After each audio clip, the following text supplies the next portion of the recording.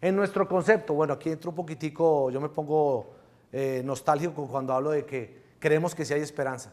Lo que nosotros hemos visto es creemos que el problema de la salud sí está en nuestras manos y que lo podemos solucionar. ¿Qué pasa? Que se necesita la voluntad de todos. ¿Por qué les digo que necesitamos la voluntad de todos y el corazón? ¿Por qué? Porque hasta el momento encontramos que los gremios están en posiciones muy distantes. Y cada uno durante mucho tiempo ha estado defendiendo su postura. Las EPS no ceden, las IPS no ceden, los usuarios no ceden y el gobierno no cede. Ustedes han visto que sacamos unas circulares para mejorar el flujo de cartera, que se acuerda la 030, Oscar. Circulares que no han funcionado. Y ustedes me preguntan, ¿y por qué no han funcionado? Ya les voy a explicar por qué no han funcionado. Pero yo parto de un principio, y entre más hablo, digo, el problema no es la ley. Y yo vuelvo y planteo, ¿sí será un problema de la ley o será un problema de los actores? ¿Será que la ley está mal planteada? No, la ley está bien planteada. Y alguien me preguntaba en el noticiero, Fabio, es que esa ley 100, pues claro, cuando yo digo que trabajo con Uribe, entonces los que son antiuribistas de una vez ya me ponen una cruz encima de la frente, dicen, no, es que los uribistas, la ley 100 es de Uribe. Yo les hago el ejemplo del SOAT. ¿Creen que el SOAT ha sido una buena decisión del país? ¿Creen que el SOAT fue una buena creación para aliviar un poco el sistema? Les quiero contar que la evasión, el fraude del SOAT es del 40% en Colombia. Entonces le decía al periodista, entonces como no está funcionando en San Andrés, ni en La Guajira, ni en Cartagena, porque se lo están robando, entonces acabemos el SOAT. Eso es lo que me está planteando, que como la ley 100 en algunas partes del país no ha funcionado, entonces debemos acabarla. No, yo defiendo el aseguramiento por una sencilla razón, porque en el análisis que hicimos y en la revisión que hemos hecho, vemos muchas EPS que funcionan, muchas, del sector público, del sector privado, y las vemos que van funcionando. Yo no puedo hablar mal de Sura, de Salud Total, yo no puedo hablar de compensar, de algunas cajas, de Cosalud, de que no estén funcionando, yo no podría decir eso. Claro, hay muchas EPS que no han funcionado bien, pero no han tenido el rigor de la vigilancia. Entonces yo digo que hoy que tenemos una cobertura casi del 98%, ¿por qué nos vamos a devolver? Ya tenemos prácticamente toda la población asegurada.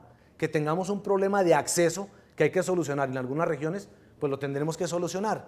Segundo, tenemos un plan, ya se acabó el plan de beneficios que hablábamos, ya tenemos prácticamente todo incluido e ilimitado en Colombia. Eso se lo debemos a la ley 100. Tenemos un prestigio internacional. ¿Por qué menciono esto? Y sobre todo en Antioquia. 21 de las instituciones más importantes de las 44 de Latinoamérica, 42 de Latinoamérica, son colombianas y 8 de Antioquia. O sea, algo ha generado la ley 100 que ha mejorado y que tengamos este reconocimiento a nivel latinoamericano y a nivel mundial. Estamos apuntando, hoy tenemos 68.000 personas vienen a hacerse tratamientos, lo que llamamos con turismo médico, y Colombia a través de Proexport le está apuntando a 120.000 el próximo año y están apuntándole a tener 1 millón en los próximos 3 años, de esos 5 millones de viajeros que van por el mundo haciendo turismo médico. Y hoy tenemos más de 60 millones de atenciones en Colombia, de prestaciones hechas a los colombianos cuando en el año 90 no llegábamos a 8 millones de atenciones. Entonces, algo ha mejorado, algo la ley 100 está generando. Sí, nos hemos equivocado en algo. El gasto de bolsillo disminuyó demasiado en mi concepto y aquí yo hago un mea culpa porque nosotros tuvimos un ministro de salud que en su momento decía que las EPS iban a ser tan buenas que la gente no debería tener ni medicina prepagada, ni planes complementarios, ni pólizas. ¿Eso qué generó? Que hoy el gasto de bolsillo haya bajado a tal nivel que estamos cercanos al mismo nivel de Cuba. ¿Qué tenemos que hacer? Hay que estimular un poco ese gasto de bolsillo. Creemos que donde hay capacidad de pago debe haber, las personas deben tener su medicina prepagada, pólizas, planes complementarios, y tratamos en este proyecto de ley que ya les voy a socializar de que fuera obligatorio, doctor Ramón. Hubiéramos querido que todas las EPS tuvieran planes complementarios de salud, por lo menos ofrecidos, que les dé un margen, ¿cierto? Un alivio financiero en el plan básico de salud. Entonces, si llevamos 24 años aprendiendo, si este es un sistema de expertos, ¿por qué les digo expertos? No ha habido un solo actor, ni de mis amigos, ni de mis enemigos, que no sea experto en este sistema. La pregunta es, entonces, ¿por qué no avanzamos? Si todos tienen la solución, con el que yo hablo con el gerente de un hospital, ustedes hablan media hora con Oscar y a la media hora lo tienen de ministro. Pero suelten a Oscar y siéntese con el doctor Ramón, y a la media hora lo postulan de ministro, porque tienen el conocimiento claro. Y todos los actores hemos aprendido tanto este sistema, pero yo me hago la primera pregunta: ¿por qué no logramos avanzar? ¿Por qué nos mantenemos en crisis si la tenemos tan clara? ¿Saben por qué? Y lo notamos y lo tenemos supremamente identificado. Porque este sistema de expertos se dedicó cada uno a jalar la cuerdita, pero desde su posición. Y nadie ha querido ceder. Señores, les hago la pregunta: ¿cómo así que estamos contratando con un manual tarifario del año 2000? Del IS 2000. Unos valores de referencia que se crearon en el año 2000, hoy contratamos con el 2000, más hacia arriba o menos hacia abajo, o con la tarifa SOAT. Entonces decidieron en Colombia que los del sector público adoptaban un manual tarifario y los del sector privado adoptaban el otro. Y fue una de las cosas que no logramos hacer en esta ley, tener un manual de procesos y procedimientos actualizado.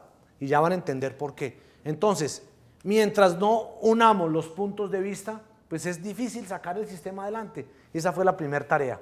Entonces, primer gran reto: ¿cómo hacemos para que las cifras nos den? ¿Cómo hacemos para identificar de qué tamaño es el espacio fiscal? Resulta que en una ley anterior nosotros definimos a un árbitro. ¿Se acuerdan? En la ley 030 nosotros sacamos en una ley, la 1797, la presencia de la Superintendencia de Salud como un juez que ayudara a dirimir la controversia entre una IPS y una EPS, ¿cierto? Por lo menos a que se pongan de acuerdo. Entonces, yo no entiendo, o nosotros no hemos podido entender de dónde sacaban esa cifra de los 12 o los 14 billones de pesos que les deben. Y resulta que nos encontramos una gran preocupación. Muchos de los hospitales públicos durante muchos años han venido arrastrando la cartera, pero no hay una norma expresa que les permita castigar esa cartera o mejorar esa cartera, porque la Contraloría dice que tienen que hacer la gestión para recuperar los recursos, y más que son recursos del sistema de seguridad social. ¿Qué me preocupa o qué nos preocupa? Que muchas de esas carteras están prescritas, muchas de esas carteras están vencidas y va a ser irrecuperable. Entonces, la tarea principal nuestra era, primero, que no sigan venciendo las carteras, que no prescriban. ¿Por qué? Porque ese sí se generaría un daño gravísimo para los prestadores, ¿cierto? Que originaría la liquidación de muchas IPS. Entonces empezamos a decirle, ¿cómo hacemos para obligarlos? Tenemos que cranearnos, decíamos con el presidente Uribe, un artículo que obliga a que las personas diriman por lo menos la controversia, y que una vez esté dirimida esa controversia, pues inicien el proceso judicial para que frenen o para que paren el vencimiento de esas carteras. Y la otra es que no entendíamos por qué ese árbitro, que era la Supersalud, que daba unos plazos para ponernos de acuerdo, ¿por qué no funcionó? Si la ley 030, la circular era tan clara, no entendemos por qué no funciona. Entonces, la razón era muy sencilla. Resulta que uno de los grandes deudores del sistema, adivinen quién es. El gobierno. El mismo Estado, William, no solo Fosiga, las entes territoriales, los municipales, el Estado. Entonces el Estado también debía una plata. Entonces, ¿a quién no le convenía acudir a esa cita con el Supersalud? Pues era el mismo Estado, porque una vez diga, yo debo pagar tanta plata, pues me tengo que obligar a eso. ¿Con qué lo hacíamos? Con el objeto de entender bien. Entonces no lográbamos entender cómo hacíamos para que estos 14 billones realmente los pudiéramos mostrar como una realidad. Nosotros decíamos, ¿cómo así que el Estado reporta una cifra, las EPS otras y las IPS otras? Para nosotros eso no era claro. Y decíamos, ¿cómo hacemos realmente para que podamos tener la regla clara? ¿Por qué queremos tener la regla clara? Porque muchas personas del sector salud dicen que vamos a necesitar nuevas fuentes de financiación. Yo no creo que necesitemos nuevas fuentes. Yo creo que los recursos que hoy le invertimos al sistema de salud son suficientes. Lo que pasa es que no los estamos aplicando bien. Entonces, uno de los artículos de esta ley, de la 090, lo que pretende es determinar estas obligaciones entre actores. Es decir, pongamos la cartera clara. ¿Quién le debe a quién y cuánto le deben? Y ya los voy a ir llevando de la mano para que entiendan por qué este artículo. Entonces, lo primero que queremos es, oiga, queremos saber realmente de cuánto es la deuda. Porque nosotros le queremos a todos los que nos reportan una deuda. Entonces, para poder saber la deuda y nosotros y determinarla, dijimos, venga, no podemos seguir avanzando con ese árbitro. No podemos seguir con la vigilancia de la Superintendencia de Salud. Entonces, el artículo 2 de este proyecto de ley cambia la vigilancia de los recursos financieros y se lo pasamos de la Superintendencia de Salud a la Superintendencia Financiera. ¿Con qué objeto? Con que el rigor de la vigilancia se ha dado como se le da a los bancos y a las demás aseguradoras. Luis Alberto, Luis Fernando, ¿a ustedes quién los vigila? La Superfinanciera vigila a todas las aseguradoras de este país, a todas, y desde hace muchos años se había pedido que entrara la Superfinanciera y nosotros no entendíamos por qué no la han dejado entrar. La Superfinanciera conoce, son expertos, los auditores, saben que es un margen de solvencia, saben que es una reserva técnica, conocen las reservas matemáticas, pero miren lo más extraño, del sistema de seguridad social, a uno de los gremios sí le dijeron, a ustedes sí los va a vigilar la Superfinanciera, a los fondos y a las ARLs, pero a las EPS no. Entonces nos quedó ese hueco ahí y nunca entendimos por qué. No sabemos por qué no los ha hecho a vigilancia. ¿Qué puede ocurrir con la presencia de la Superfinanciera? Que cambie el rigor, que empiecen a ejercer, a apretar un poquitico más para que cumplan con ese margen de solvencia y desaparecerían muchas del país, probablemente.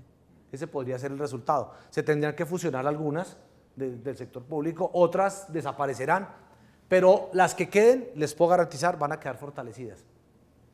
Y les puedo asegurar que la vigilancia de la Superfinanciera, el rigor es bien distinto al que hace hoy la Supersalud.